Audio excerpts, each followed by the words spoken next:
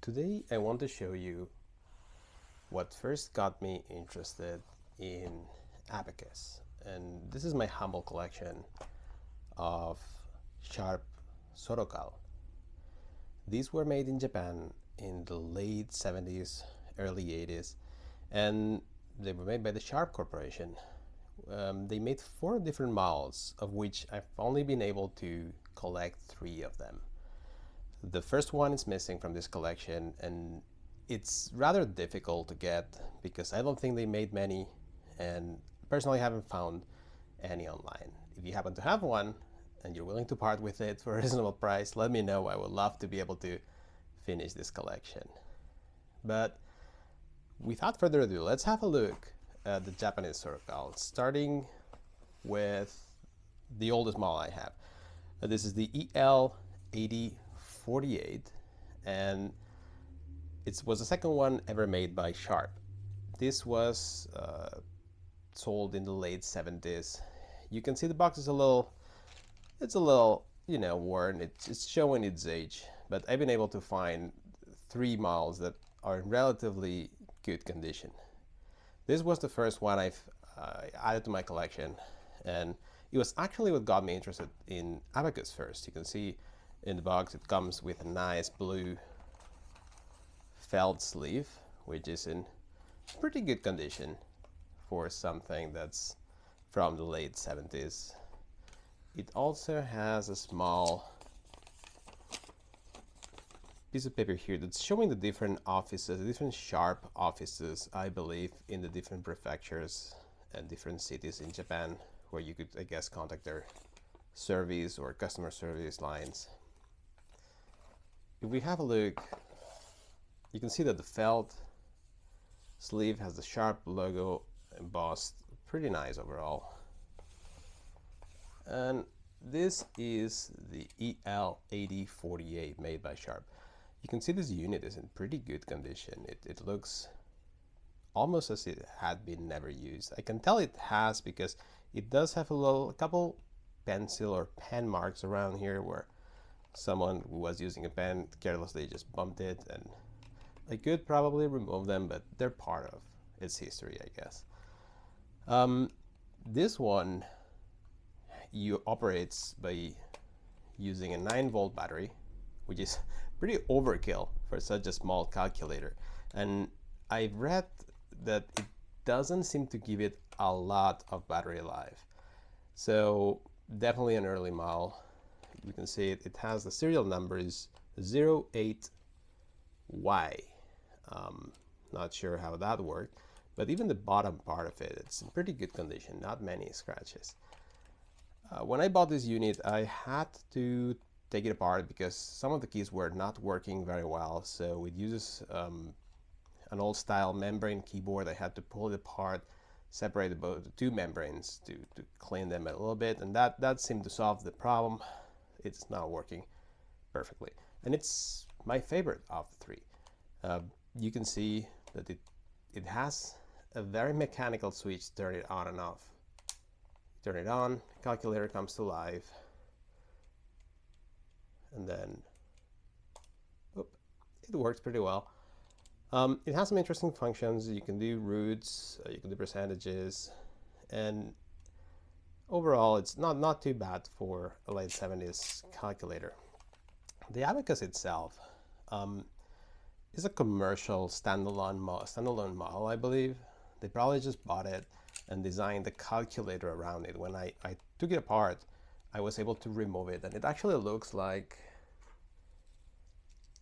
one of the cheap plastic abacus that you can buy online nowadays. To me, it seemed like Sharp just bought stock of this and just put them inside their calculator frame. One of the cool things about this one, it has this pen holder here, so if you're doing operations and you're using a pen, you can just drop it in there and it doesn't get lost. The abacus side of it, it's decent. It's a plastic abacus, so it does have a little bit of resonance and vibration. If you're not careful, you could send some beats flying, which is not ideal, but overall it works fine. So this is the EL8048. Things I don't like about it: the power switch is a bit overkill. I mean, having to mechanically move this on and off, you have to put a little bit of pressure. So if you're using it on and off, you don't want to drain the battery. It's kind of annoying having to operate this switch. Other than that, really no complaints. The keys are nice. They're not the best. They're a rubber membrane, so they do the work, but they're not too crazy. The next model is the EL428, and at first glance they may look very similar, but you can already tell the box is a bit smaller compared to the 8048. Not sure how their number system worked. I guess it worked in conjunction with a calculator range, so I'm sure it makes some sense. If you know the Sharp calculator range, I don't know it, so it sounds kind of random to me. The box is in a bit better shape than the other one, but still it shows the age. This also came in its own felt sleeve, also pretty good shape, embossed Sharp logo, really nice. And this one is very well preserved. It also has the same kind of paper, which has turned very yellow. It may be some sort of recycled paper, I'm not sure, but very sharp, very nice. It's crisp, very well preserved. Same thing, different offices and different prefectures with their phone number. Really cool. I really like the old Sharp logo in Japanese. Very modern, I guess, late 70s. And this one comes with its instruction manual and warranty card. So I've had a look at this through my Google Lens translator in my phone, and it's pretty interesting. Here you can see the instructions show the different functions. You can do pretty advanced stuff with this if you are able to memorize what each key does and you know how to use it. It also has a warranty card stamped by the reseller, and it tells you when it was sold, but we'll have a look at this a little later. So back to the unit, same thing, the sleeve is in very good shape. And this is the Sharp Elsimate EL428. It's a bit smaller than its predecessor, the 8048. You can say it's a bit smaller, especially thinner. They dropped the pen holder, which is a pity if you ask me, but they made it much more compact. I do really like that this comes with the wide beads in the abacus. These are not the most common type of beads in abacus, and they also replaced the 9-volt battery with a single AA battery. And according to what I read, they were able to get much more battery life from this smaller battery, actually. So they certainly improved some of the electronics, if that is true. You can see the back of it. It's blue, very vibrant, and again, not even a single scratch. It's looking really good. You can see they also ditched the on-off power switch. Instead, they have become part of the keyboard. So this one turns it on. Very nice. The keys are a bit small, but the response is a lot, not a lot, but certainly better than the previous one. This one, the keys are a bit wobbly. These are much tighter, and I really like that it has an off button. So when you're using it, you just turn it on, do your operations, and when you're done, turn it off. Much more convenient than having to flake that mechanical switch. Back to the abacus. I do really like, as I said, this ivory colored beads. They're of course made of plastic. Compared to the other one, the abacus seems to be the exact same model, if you look at the shape of the abacus from the side, you can see that the windows on it are exactly the same. So probably made by the same company. It is all plastic except for the rods. The vertical rods are made of polished dark bamboo, which helps the beads slide much better. Again, plastic, it's a plastic abacus, so you have to be a little careful how you move the beads, because you sometimes, let's see if I can show it up, you see? You can get what I like to call resonance or vibration, and all those beads shouldn't have moved when I've done that, so you have to be a bit careful. If you're fast, maybe a problem, but overall not bad. That's what you get with plastic abacus. They resonate and vibrate, and sometimes beads move on their own, which is not ideal, but again, not the worst thing ever. Cool thing about this unit is that it actually has a sticker on the back. You can see it. It's almost the exact same color as the back, and I can see here, my Japanese is a bit rusty, but here it says Kabushiki Gaisha Ikuta, I believe, which means Ikuta is the name of a company, and that's like company limited or something like that. And it has a date here, and that is year 59 of the Showa era, and 10th month, day is the 31st. That, I believe, translates to 1984 in the Gregorian calendar. And up here, that I had to translate it, but it actually says something like the 25th anniversary of the company foundation. So I believe this was given by this company, Ikuta, which may still exist. I looked it up, and there's a company by this name that makes hardwood floors. Still in operation in Japan. It may be the same, it may not. But I believe this was given away as a company present either to customers or their employees for the company's 25th anniversary. They did a very good job. I mean, that sticker is almost the same color, and if you don't get into the reflections of the plastic, it's almost difficult to tell them apart. So either Sharp did this, or a reseller that specialized in this actually had this custom made. Pretty good. The letters are all in gold, and they're rather good looking, if I say so myself. Serial number is 487. Again, this sticker is very nice and sharp. I don't think this has seen much use, or any use at all. Probably was a company gift, and it was kept in its box until someone sold it on eBay. I was lucky enough to get it. So that was the Sharp Elsimate EL428. Now, the latest one, the last member of the Sorocal family, is the 429. Now, here I can see a little bit of coherency with the naming. They went from 428 to 429. You can see this is much smaller already than the other two. So let's have a look. I love the box. It's in very good shape. You can see a picture of it on the back. So let's open it.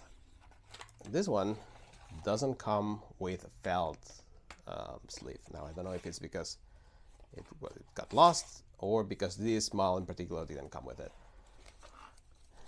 Again, it does have structure manuals explaining how to do different kinds of operations.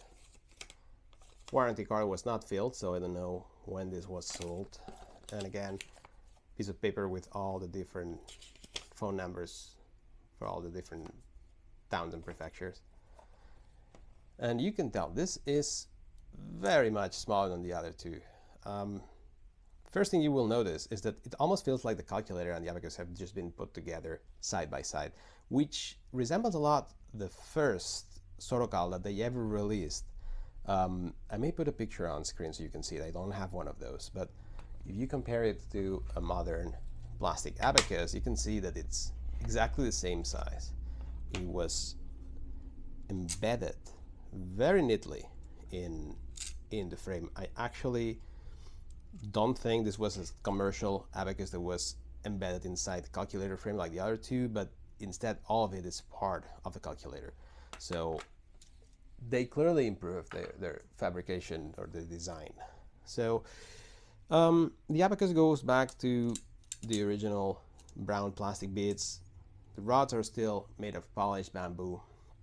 The calculator, though, you can see this is early 80s kind of design where they started having solar power calculator. This one doesn't have any batteries. It's 100% powered by its photovoltaic cell, and it doesn't require a lot of light to turn on. You can be using it next to a lamp at night and it will just work. It has this metallic top on it. It's really good looking with this line, very characteristic of the 80s design. The keys, though, are made of rubber, while the other two were plastic. These are part of the rubber membrane itself, and I'm not a huge fan of them. They don't feel as nice as the other two, which were more mechanical, let's say. They do work and they don't have a lot of play.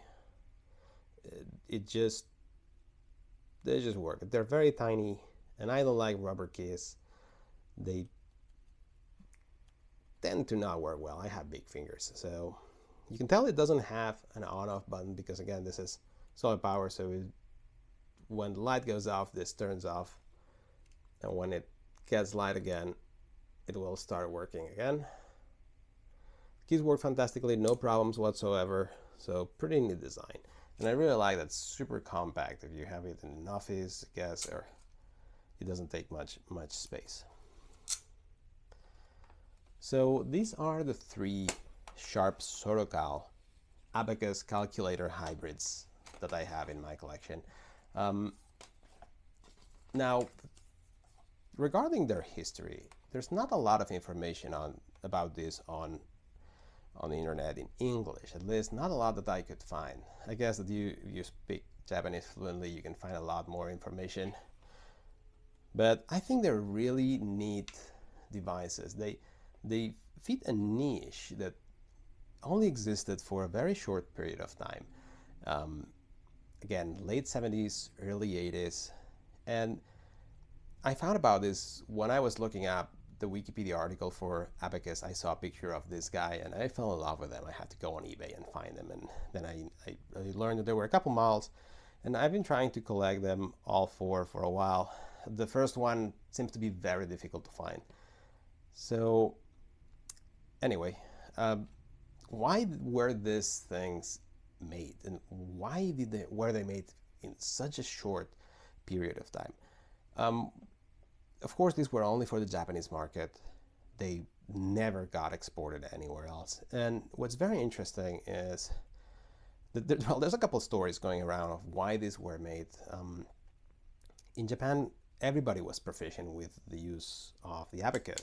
That was a requirement of any student in school. They would learn how to use the abacus, and people are really fast. Someone who knows how to use an abacus properly can do calculations really fast. So late 70s, early 80s, when electronic calculators started becoming popular and accessible to everyone, a lot of people in Japan did not see the need to buy one of them. So the main theory of why these were made was as a way to ease people into the use of a calculator while still giving them the option of using an abacus. Why would you use a calculator if you're proficient with the abacus? This way, Sharp, I guess, helped a lot of people that were reluctant to make the change to switch to a calculator. There's also a story going around that a lot of people did not trust calculators at first. Some of the older electronic calculators were not perfect. They made some mistakes. Some calculations could confuse them. And there's this theory going around that a lot of people would use the calculator and then check the answer with the abacus to make sure that they were getting accurate results. I'm not sure if I trust that story or not, but I think it's funny. Another option that I've heard is, imagine this being used in a store where, there's an older lady that is very familiar with the abacus, and the newer generations using the calculator so they could use the same device, to calculate prices and whatnot. That's also a possibility, I believe. So really charming devices. Not the best tool if you want to learn how to use an abacus. The abacus of these units are not the best. I wouldn't recommend them, but as a whole, I think they are really interesting.